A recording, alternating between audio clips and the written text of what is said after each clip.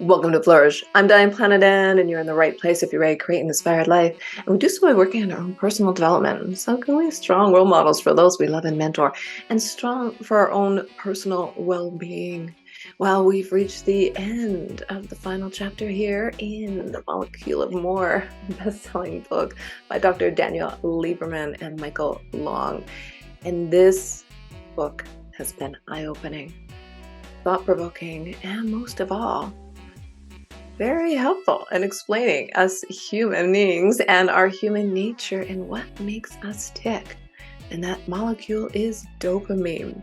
So let's continue on. The final chapter is all about harmony and how you can find that balance, that equilibrium to live a more inspired life. All right. I'm going to give you 3 tips from this as well. It's going to be the top 3 takeaways that will help you do this for real. Okay, here we go. Our dopamine circuits are what make us human. They are what give our species its special power. We think, we plan, we imagine. We elevate our thoughts to ponder abstract concepts such as truth, justice, and beauty. Within those circuits, we transcend all barriers of space and time.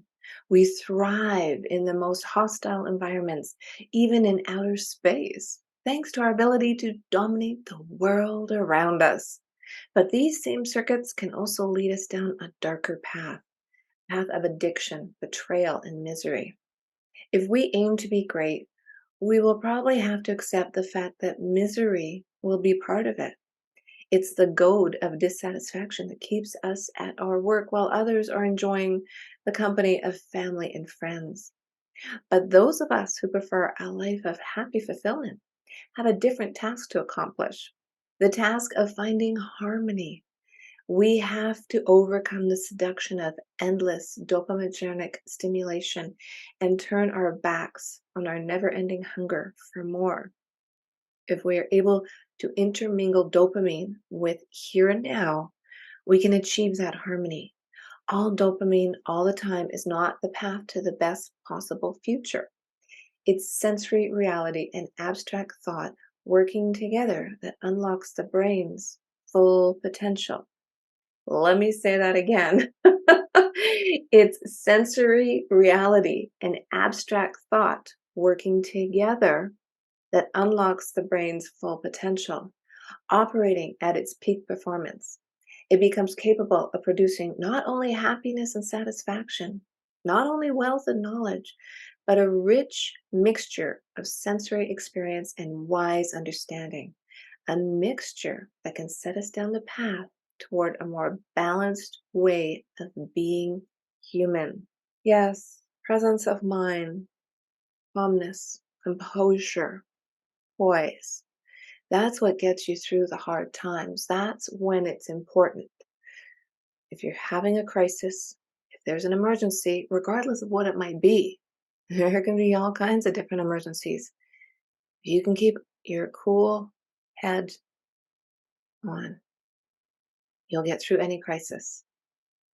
But we tend to, as the dopamine suggested, turn to tension relieving instead of goal achieving. We tend to aim at distraction versus aim at what really would make a difference in our lives. This is magic. This is magical to know. And it's like, oh, wait a minute. If I can keep my wits about me and remind myself that I have to balance between the desire and the control and the here and the now, I might actually do what I say I'm going to do and accomplish what I want to accomplish and succeed.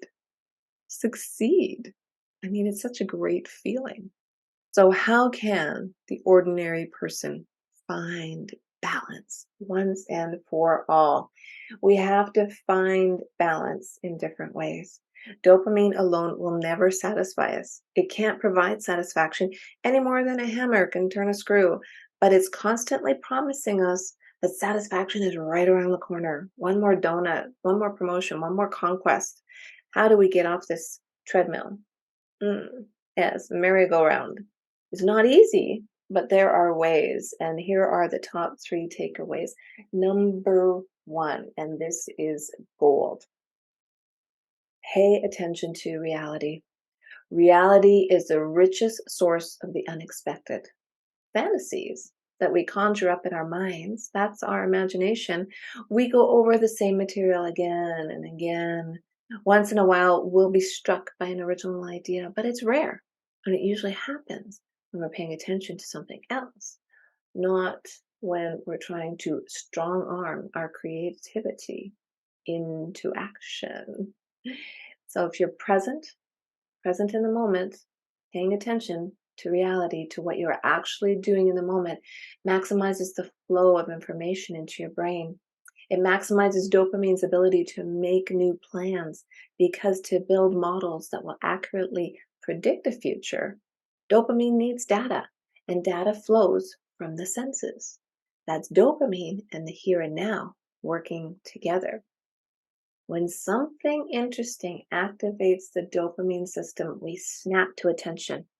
If we're able to activate our here and now system by shifting our focus outward, the increased level of attention makes the sensory experience more intense. Imagine walking down a street in a foreign country. Everything's more exciting. Everything looking at ordinary buildings, everything's exciting because it's novel. You're in a novel situation. Sensory inputs are more vivid. That's a large part of the joy of travel. It works in the opposite direction too. Experiencing here and now sensory stimulation, especially in a complex environment, sometimes called an enriched environment, makes the dopaminergic cognitive facilities in our brains work better. The most complex environment, those that are most enriched, are usually the natural ones.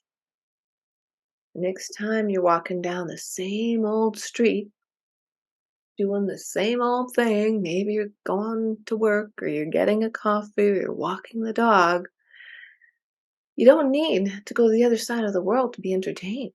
You need to be here, present, in reality.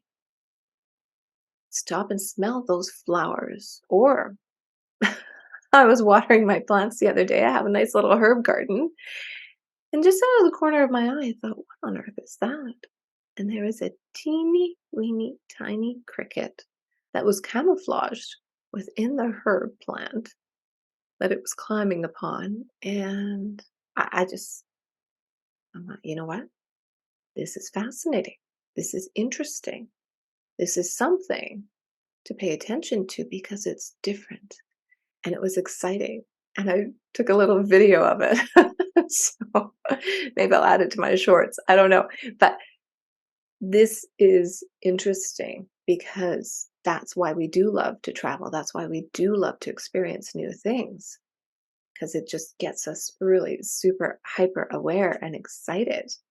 But you can do that if you be present in your own reality. Okay. Number two, and this is an interesting segue. By spending time in the present, we take in sensory information about the reality we live in, allowing the dopamine system to use that information to develop reward maximizing plans. The impressions that we absorb have the potential to inspire a flurry of new ideas, enhancing our ability to find new solutions to the problems we face. And that's a wonderful thing. Number two is creativity. Creating something new, something that has never been conceived of before, is by definition surprising because it is always new. Creation is the most durable of all dopaminergic pleasures. Creativity is an excellent way to mix together dopamine and here and now. And creativity, by that matter, is really the hands-on experience. Acts of creation that promote balance rather than dopaminergic dominance. Woodworking, knitting, painting, decorating, and sewing are old-fashioned activities that don't get much attention in our modern world, which is exactly the point. These activities don't require smartphone apps or high-speed internet. They require brains and hands working together to create something new. Our imagination conceives the project. We develop a plan to carry it out. Then our hands make it real. And they talk about a study, this chapter, that asked people how happy they were in their work. And the happiest people were not the people that worked in finance or technology or made bazillions of dollars. The happiest people worked with their hands. They were creating. They were creating something new all the time. You have literally in your hands the capability of finding a more balanced, happier life. Hobbies really need to make a comeback. Woodworking in school, they reference in the book, different things like that. Um, Having a creative outlet, taking the intangible and making it tangible. I have to show you this. I have this on my desk, and I made this in woodwork. It's, well, it's the letter D, small d, for Diane, and I keep that as a reminder. And it makes me proud of what I created when I was in grade 7. And that's when they always had woodworking and cooking classes as an option in high school. It was kind of fun that way. But getting back to the book, they say fixing things also boosts self-efficacy and it increases one's sense of control. Here and now delivering dopaminergic gratification. So get back down to the creativity roots. Cooking, gardening, and playing sports are among many activities that combine intellectual stimulation with physical activity in a way that will satisfy us and make us whole. These activities can be pursued for a lifetime without becoming stale. You might get a few weeks of dopaminergic thrills by buying an expensive Swiss timepiece, but after that, it's just a watch. Getting promoted to district manager makes going to work exciting at first, but eventually it becomes the same old grind. Creativity is different because it stirs together here and now with dopamine. It's like mixing a little bit of carbon with iron to make steel. The result is stronger and more durable. That's what happens to dopaminergic pleasure when you add physical here and now. The power is in your hands. But most people don't bother to engage in acts of creation like drawing pictures, making music, or building model airplanes. There's no practical reason to do these things. They're hard, at least in the beginning, and they probably won't earn us money or prestige or guarantee us a better future, but they might make us happy. So the next time you're thinking, cooking's too hard, I don't know how to fill in the blank that. It's hard at first, and it's a little messy in the middle as you're pondering through. But when you get the end result and you have worked that wood and made it super smooth, it's a piece of creation that you'll have for a lifetime. And then you can share that knowledge with others and help them grow and flourish. That is natural satisfaction. And that's where the dopamine, the creative side, oof, bursts into the scene. That's so exciting. Okay, number 3. And this is my favorite. I saved the best for last. And it is mastery. Mastery is the ability to extract the maximum reward from a particular set of circumstances. One might achieve mastery over Pac-Man, racquetball, French cooking, or debugging a complicated computer program. From dopamine's point of view, mastery is a good thing, something to be desired and pursued. But it's different from other good things. It's not simply finding food or a new partner or beating the competition. It's bigger and broader than that. It's reward extraction success. Dopamine achieving dopamine's goal. When mastery is achieved, dopamine has reached the pinnacle of its aspiration, squeezing every last drop out of an available resource.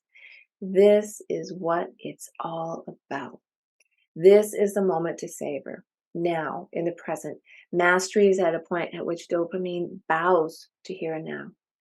Having done all it can do, dopamine pauses and allows here and now to have its way with our happiness circuits, even if it's only for a short time. Dopamine doesn't fight the feeling of contentment. It approves. The best basking is basking in a job well done. That is when you have reached the peak experience. You have reached the top of the higher call needs that we all strive for. But it takes work. And I'm going to say, if you've never tried to learn to ride a bike, that is the best example I can think of. You keep trying, and you keep trying, you keep trying until you find that balance. Because a bicycle does not work unless you move into action. It falls over if you don't take action. And that's where mastery is. You keep moving forward. You fall down, you get up. You fall down, you get up. You fall down, you get up. Oh, and you keep moving forward. And it's a little wobbly there in the middle, right? Might fall down again. Keep moving forward. You have a goal. You have a target. You have an aim. I love this. This is fantastic. Okay. Mastery also creates a feeling of what psychologists call an internal locus of control. This phase refers to the tendency to view one's choices and experiences as being under one's own control, as opposed to being determined by fate, luck, or other people. It's a good feeling. Most people don't like being at the mercy of forces beyond their control. Pilots say that then when they're flying in bad weather, it's less stressful to be at the controls than to sit in the cabin. Just like driving in the snow. I'd rather be in the driver's seat, right? In control. People with a strong sense of internal locus of control are more likely to achieve academic success and get high-paying jobs. Those, by contrast, who have an external locus of control take a more passive view of life. Some are happy, relaxed, and easygoing, but at the same time, they often blame others for their failures and may not put forth their best effort on a consistent basis. Doctors often become frustrated with this kind of person. They tend to ignore medical advice and they aren't easily persuaded to accept responsibility for their health by taking the medication every day and making healthy lifestyle choices. The development of an internal locus of control, as well as contentment, if only for a little while, are among the many benefits of achieving mastery over an activity. But it takes an enormous amount of time and effort, as well as constant mental stretching. Mastering a skill requires a student to constantly move outside her comfort zone. As soon as a piano player gets good at an easy song, she has to start on a harder one. It's a tough slog, but it can also be a great joy. Those who don't give up generally feel it was worth it. It can result in a feeling that they have found their passion, something so engrossing, they become completely immersed in it. Yes, and it takes work. It does. And it's absolutely worth it. The slog is worth it. Not every day is going to be perfect. But think of those 3 top tips. Reality is the richest source of the unexpected. Reality. And second, creativity.